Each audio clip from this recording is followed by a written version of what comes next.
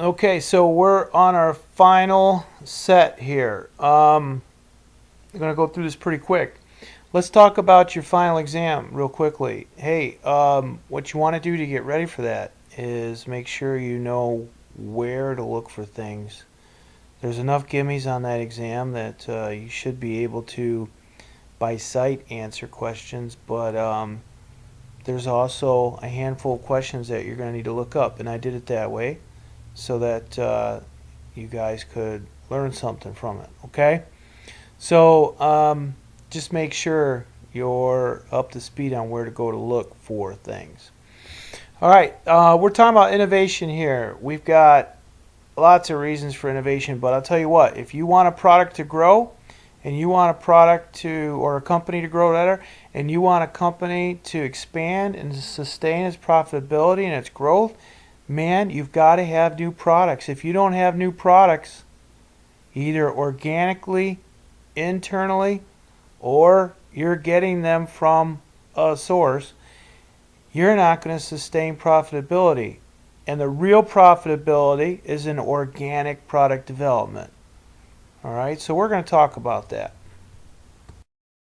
All right, so there's a lot of different types of innovation. Probably my largest amount of experience in management and managing products is, product innovation, creating products themselves. My first real management experience came from product management. So there's a lot of different dimensions to this, but in essence, we're looking at opportunities within the market space to fill voids, and we're trying to do that with products that'll be profitable and carry a decent life cycle that's going to allow us to pay our upfront costs associated with development, and then hopefully, obviously, they need to fit in with the portfolio that we're developing. Okay, another type of innovation is process innovation, creating some unique processing capability that reduces costs or is unique enough that it's fabricating something, making something that nobody else has. So either we're saving money by efficiency and effectiveness, or we're creating a process that creates a product that is rare and unique and only we have. Those are things that are going to give us opportunities to have a profitable outcome from process innovation. Okay, so a few more of these are, radical innovation, which is rare. It's not always something that you seek to do. Sometimes it happens. I mean, think Apple computer with a personal computer. That was a radical innovation, right? Think, let's go back to Apple, and the iPhone, right? So unique and market changing. Incremental innovation is different because we're taking products or processes and we're incrementally changing them. Like, say, motorcycles and cars. Those are incremental innovations. Those are each year making small improvements and small changes. Now, the electric car, maybe diesel cars, could be different, but that's an example for you. All right, let's look at challenges. All right, first and foremost, internal development is always best. Okay, we're going to go through this in a few steps here, but it's expensive and you've got to have the right people. Going outside is okay. So if we were to use a different source to help us develop products, that's one thing, but not nearly as much profitability and control and the ability to have exclusivity, copyrights, etc.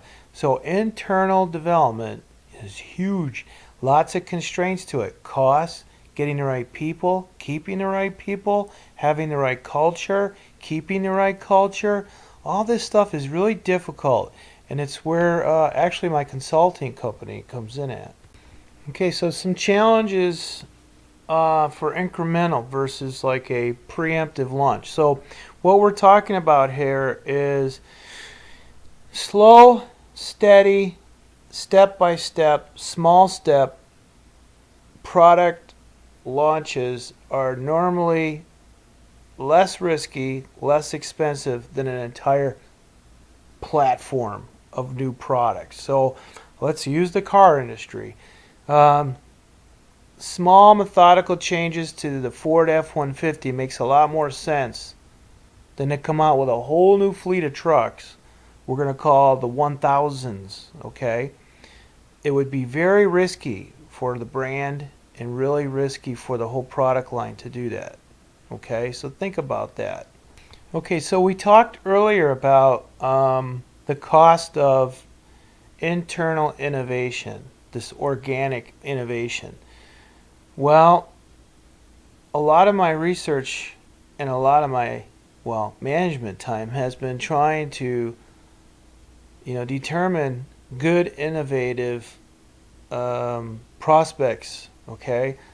Understanding who could be innovative tomorrow, who's creative, how we get creative people on our staff, how we keep creative people, or how we can train people to be more creative. You look at Apple, 3M, Microsoft, companies that are doing a lot of innovating year in and year out. They do a lot of different things that are expensive and time consuming to make creativity. All right, so we're going to switch gears here just a little bit. We talked about the innovation piece and creativity. Well, let's talk about corporate entrepreneurship, which is basically within our corporate portfolio of companies or business units, how can we create a more entrepreneurial team between team members and people? How do we do this and keep people kind of under the same umbrella and working well together? So this is what we call focused corporate entrepreneurship.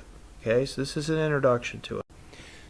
Okay, so a couple of examples are that, or that we have with corporate entrepreneurship, is corporations can start these separate business units and call them a venture group. All right, so I just gave you really two meanings of the same thing. So we can call it a separate business unit, which describes what kind of business unit it is. But what it really is, in the marketing sense, is a new venture group.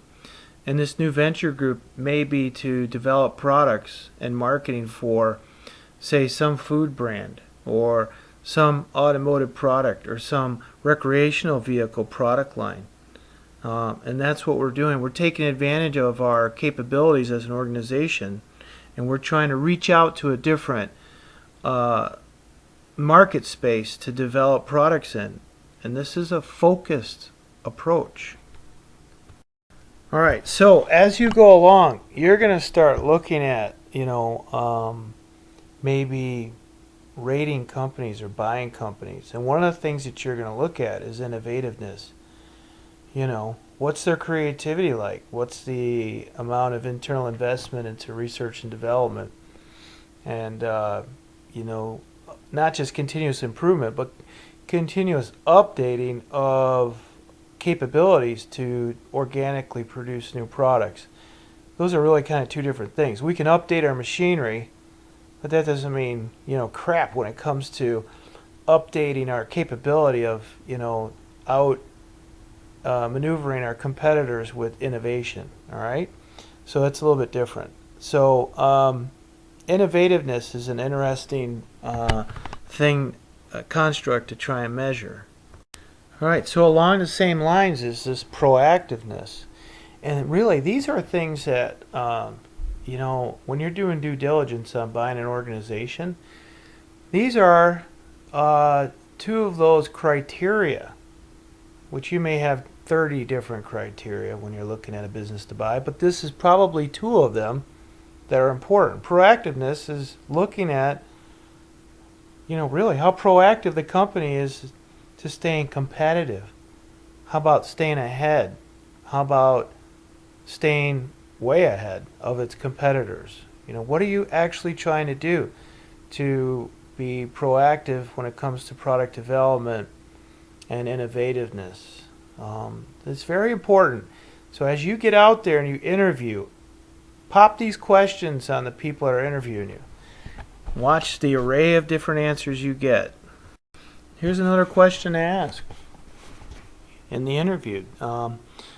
Rule number 1 in interviews: if they ask you if you have any questions, for God's sakes, don't say no. Okay?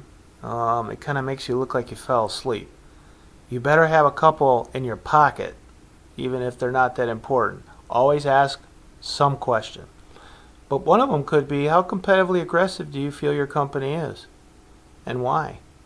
Okay? It's not a closed-ended question, and it's very important to you. Do you want to work for a company that isn't aggressive, that doesn't want to be competitive, that just kind of like lays there and goes nowhere? Most of you will get pretty darn bored pretty quick. I think a lot of you are very aggressive. So you need to match the company to your particular personality type too. So here's a question that I probably wouldn't recommend you asking in an interview, because you may put the person in an uncomfortable position. You may not want to ask them how large risk takers they are. Primarily because the person interviewing you probably wouldn't have a clue what that answer really is. But the point is that as you're looking at organizations, or you're within an organization, one of the first things that you need to observe is how risk adverse they are. If they're risk takers, cool. If they're strongly risk adverse, meaning they have a very low tolerance for risk, well, things are going to get boring, all right? They're not going to do a lot of innovating and proactive work.